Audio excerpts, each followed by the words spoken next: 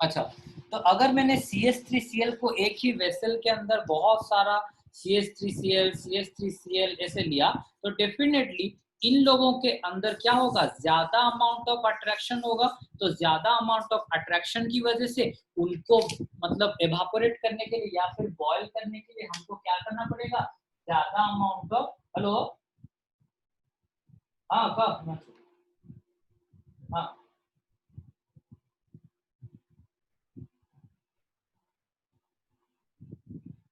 हाँ, শুন শুন শুন ক্লাস বিস্তারে পরে কথা হবে, আমাদের ক্লাস করছে না, ମୁଁ कॉल करेगा ना। अच्छा, तो फाइनली ये क्या करके,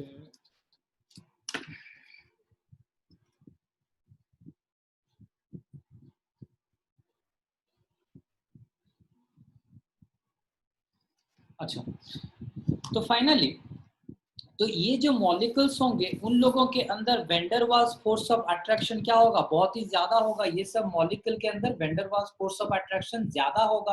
तो इसीलिए उन लोगों को बॉयल करने के लिए, उन लोगों को बॉयल करने के लिए या फिर उन लोगों को ऐसे इवापोरेट करने, सॉरी वेपोराइज करने के लिए हमको क्या करना पड़ेगा, ज्यादा अमाउंट ऑफ टेम्परेचर देना पड़ेगा, क्योंकि इंडिविजुअल मॉलिक्यूल के अंदर ज्यादा अट्रैक्शन फोर्स है। तो दैट इज कंसिडर्ड आज, तो डेफिनेटली वेंडर वाल्स फोर्स जैसे बढ़ गया तो बॉइलिंग पॉइंट भी बढ़ गया। तो हम कंसिडर कर सकते हैं कि जो हालो अल्केन होगा उसका बॉइलिंग पॉइंट उसके करेस्पॉन्डिंग अल्केन से क्या होगा, ज्यादा होगा, क्योंकि यहाँ इसका मास ज्यादा होता है, मास ज्यादा होने से उसका बॉइलिंग पॉइंट भी, जो van der Waals force of attraction भी ज्यादा होगा, इसलिए उसको वेपोराइज करने के लिए हमको कुछ ज्यादा अमाउंट ऑफ टेम्परेचर देना पड़ेगा। फिर उसने पूछा है कि अगर भैया आपने तो इन लोगों के अंदर कंपेयर कर लिया, लेकिन अगर भैया आपको दिया जाए कि let us consider CH3CH2 iodine, CH3CH2 bromine, CH3CH2 chlorine. तो इन लोगों के अंदर जो इतने सारे हालो अल्केन आपको दिए गए, तो आप इन लोगों के अंदर कैसे कंपेयर करोगे, मतलब यहाँ तो अल्किल ग्रुप तो सेम है ना, यहाँ तो अल्काइल ग्रुप सेम है, तो डेफिनेटली इसका बॉइलिंग पॉइंट ज्यादा होगा या फिर इसका होगा या फिर इसका होगा। तो तीनों कंडीशन में जनरल थिंग आपको पता है कि आयोडीन का मास क्या होता है, ज्यादा होता है। इट्स अ जनरल थिंग का आयोडीन ग्रुप में क्या होता है, नीचे प्रेजेंट होता है। आपको पता होगा कि फ्लोरीन, पेन तो फ्लोरीन, क्लोरीन, ब्रोमीन, आयोडीन, तो आयोडीन सबसे नीचे होता है, तो डेफिनेटली आयोडीन का मास क्या होगा, सबसे ज्यादा होगा। अगर आयोडीन का मास सबसे ज्यादा हुआ तो डेफिनेटली इसी केस में, इन तीनों में तो पूरा अल्काइल ग्रुप सेम है, तीनों का तीनों अल्काइल ग्रुप तीनों में सेम है, लेकिन अगर हम कंसीडर करेंगे क्या, ये आयोडीन के केस में, तो आयोडीन का बॉइलिंग पॉइंट क्या होता है, थोड़ा सॉरी आयोडीन का जो van der Waals force of attraction वो ज्यादा होता है, क्योंकि आयोडीन का मास ज्यादा होता है। आज आयोडीन का मास ज्यादा होता है, तो इसीलिए आयोडीन का van der Waals force of attraction भी, मतलब ये जो आयोडो अल्केन होते हैं, ये जो आयोडो अल्केन होते हैं उन लोगों का जनरली मास ज्यादा होने से van der Waals force of attraction ज्यादा, van der Waals force of attraction ज्यादा होने से हमको क्या, बॉइलिंग पॉइंट भी ज्यादा होगा, हमको ज्यादा टेम्परेचर वहां पर देना पड़ेगा, कुछ ज्यादा अमाउंट ऑफ टेम्परेचर देना पड़ेगा, तभी जाके वो क्या होगा, एवापोरेट हो पाएगा, सॉरी वेपोराइज हो पाएगा। तो इसके बारे में ऑलरेडी मैंने आपको लास्ट क्लास बता दिया था कि van der Waals force of attraction is directly proportional to boiling point, is directly proportional to molecular mass, is directly proportional to surface area। ये पॉइंट मैंने आपको बता दिया था, अगर किसी को याद भी नहीं है फिर से मैं बता रहा हूँ, उसको लिख के रखना, अच्छे से समझना, क्योंकि ये फर्स्ट ईयर में था, सेकेंड ईयर में कोई आपको नहीं समझाने वाला। तो गैसीय स्टेट में ये चीज था, तो आपको गैसीय स्टेट और केमिकल बॉन्डिंग चैप्टर में था, तो सेकेंड ईयर को किसी भी चैप्टर में आपको रिकॉल करने का चांस नहीं मिलेगा, तो इसको थोड़ा सा याद रखना और आप इसको मेमोराइज करना। सर एक बार रिपीट कर सकते हैं? हाँ हाँ हाँ, मैं लिख रहा हूँ। Yes. It is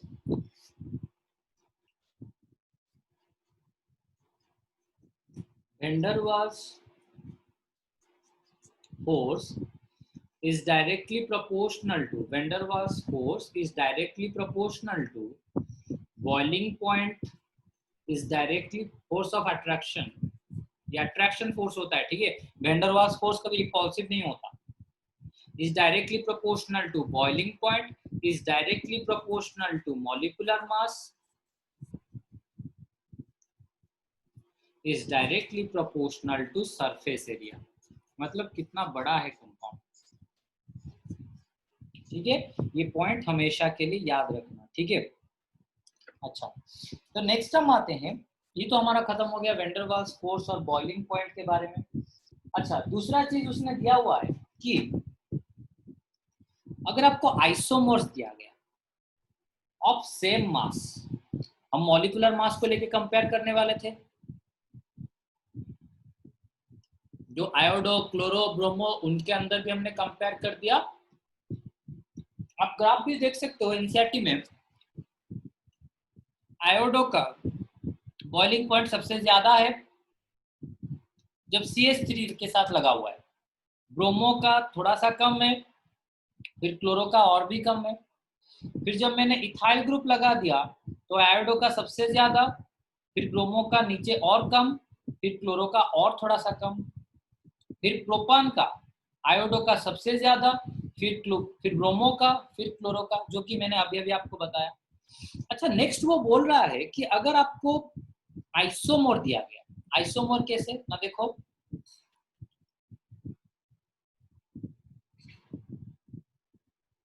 हाँ। अच्छा, तो समवन इज आस्किंग कि दैट मेरे नोट में फ्लोरिनेशन के बारे में लिखा हुआ है। हाँ, एक्चुअली एनसीईआरटी में फ्लोरिनेशन के बारे में मेंशन नहीं किया हुआ है, आपके कोर्स में फ्लोरिनेशन के बारे में कुछ भी नहीं लिखा हुआ है, ठीक है। आपके जो बोर्ड के सिलेबस में फ्लोरिनेशन नहीं आएगा, क्योंकि मैंने ऑलरेडी आपको बताया था कि fluorination is very rapidly active, ठीक है। वो पूरा वेसल को तोड़ मोड़ देगा। आप कभी फ्लोरीन के साथ रिएक्शन नहीं किए हो, कभी करोगे ना तब आपको मालूम पड़ेगा, ठीक है।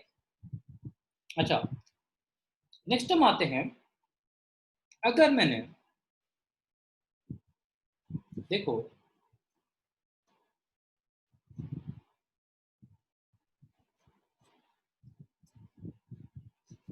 इसका नाम क्या होगा, क्लोरोपेंटेन, इसका नाम होगा क्लोरोपेंटेन।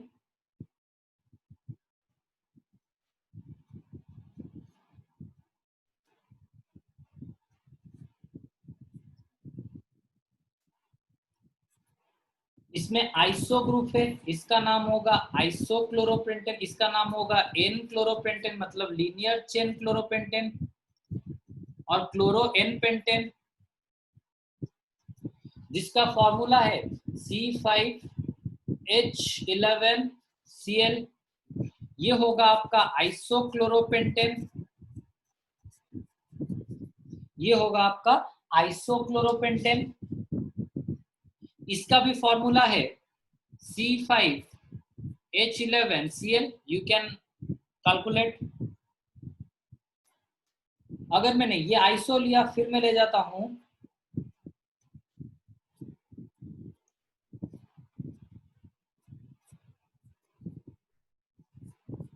ये हो गया आपका नियोक्लोरोपेंटेन, ठीक है। ये हो गया आपका नियोक्लोरोपेंटेन, इसको हम बोलते हैं सिंपल नियोक्लोरोपेंटेन।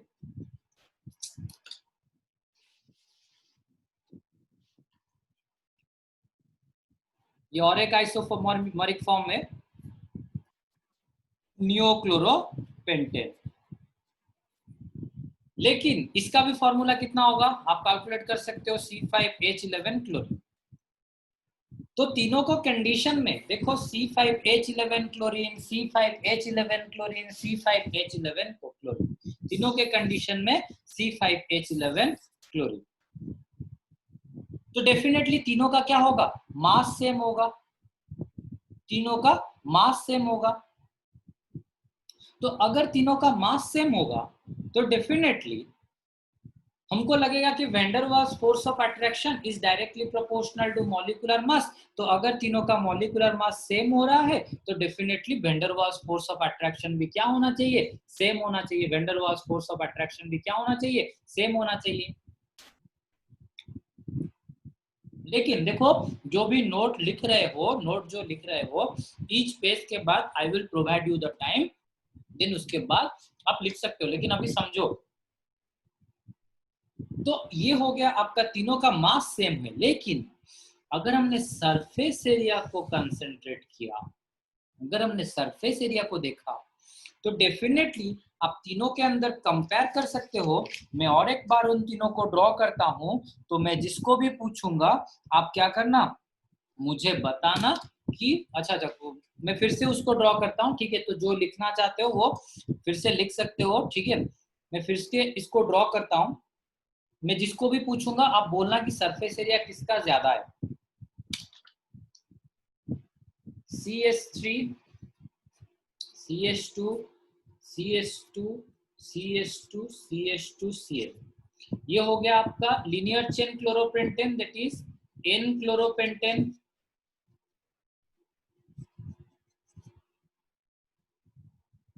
फिर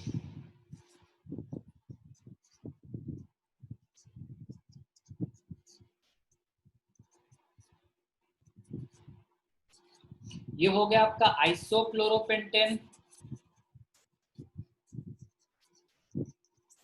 ये हो गया आपका आइसोक्लोरोपेंटेन। देन हम आते हैं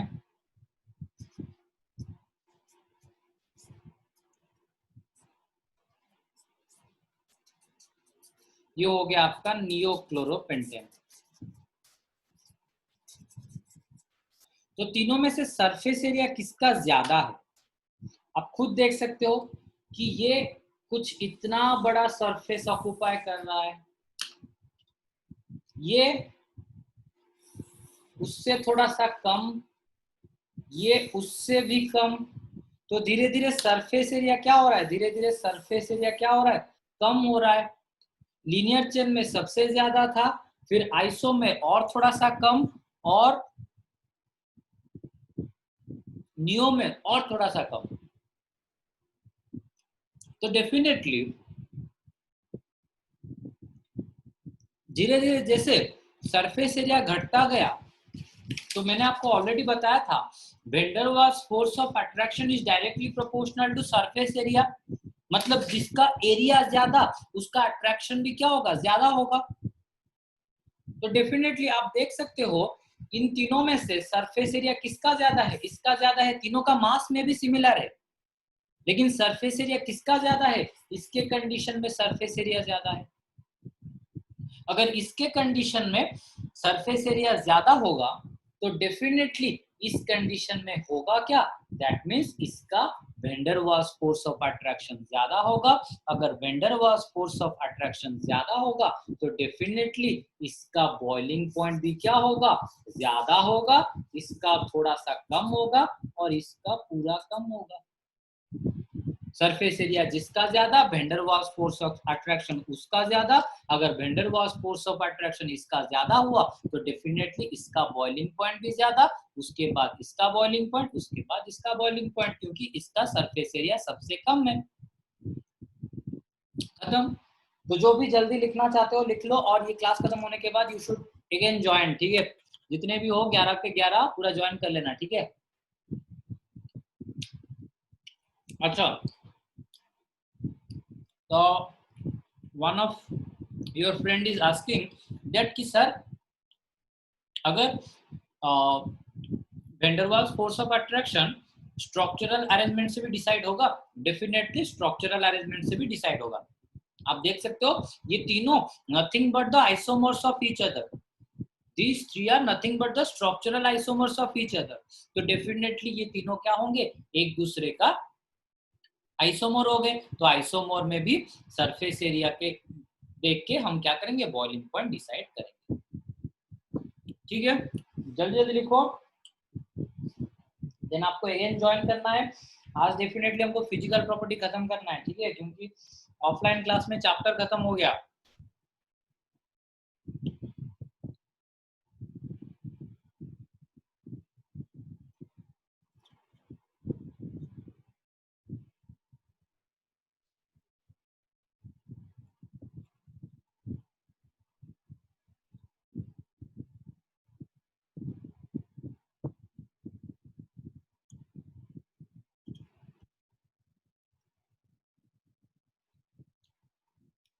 डोंट माइंड, मैं 2 बजे लॉन्च करके गया था, उसके बाद I have already attend 6 hours of class.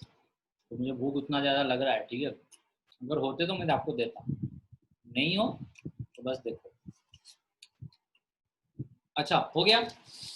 Then अच्छा, better you should take the screenshot, ठीक है, कोई भी आप स्क्रीनशॉट ले सकते हो, ठीक है।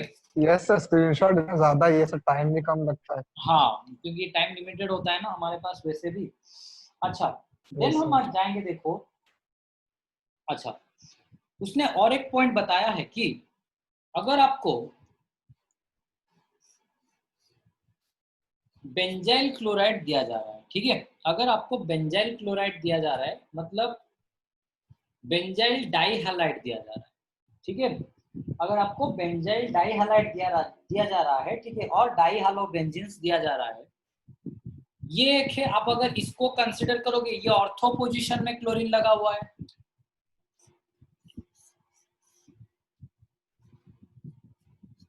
यहाँ पर मेटा पोजीशन में क्लोरीन लगा हुआ है, माइंडफुली सुनो, और यहाँ पर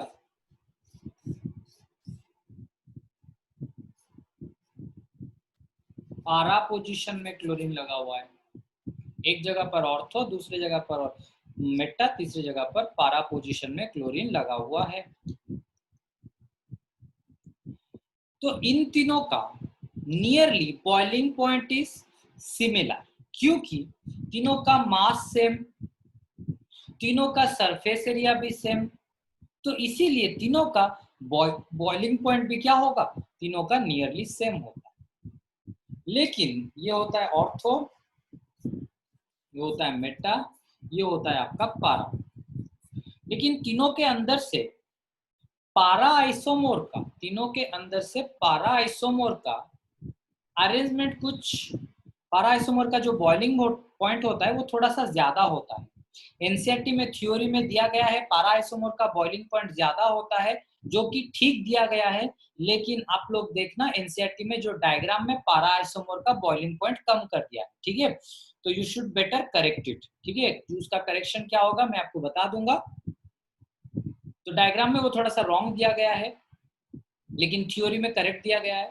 तो तीनों का नियरली इक्वल मास, तीनों का सरफेस एरिया भी इक्वल, तो डेफिनेटली तीनों का क्या हो जाना चाहिए, van der Waals force of attraction भी क्या होगा, तीनों का सेम होगा, मॉलिक्यूलर मास भी सेम, सरफेस एरिया भी सेम, तो तीनों का van der Waals force of attraction भी सेम, तो बॉइलिंग पॉइंट भी क्या होना चाहिए, तीनों का सेम होना चाहिए, नियरली इक्वल है। लेकिन पारा आइसोमर का थोड़ा सा ज्यादा है। क्यों थोड़ा सा ज्यादा है मैं आपको बता, दो फैक्टर की वजह से पारा आइसोमर का जो बॉइलिंग पॉइंट है वो थोड़ा सा ज्यादा है, दो फैक्टर की वजह से। एक ये है जो एनसीईआरटी में दिया गया है, that is tightly arranged crystalline structure और डेंसली पैक्ड क्रिस्टलाइन स्ट्रक्चर। दूसरा जो एनसीईआरटी में नहीं दिया गया है, that is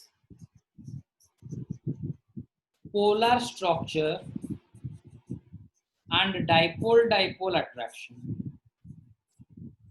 Polar structure and dipole-dipole attraction.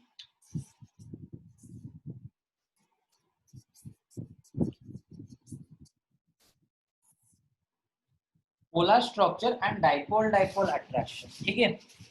तो पहला रीजन को हम आते हैं, हम पहले पहला रीजन को आते हैं। तो पहले रीजन के हिसाब से देखो, ये तीनों स्ट्रक्चर में से मैं एक अरेंजमेंट कर रहा हूं, आप लोग देखना, बाकी ज्वाइन करना फिर से और एक बार, ठीक है, हमको खत्म करना है आज पूरा फिजिकल प्रॉपर्टी।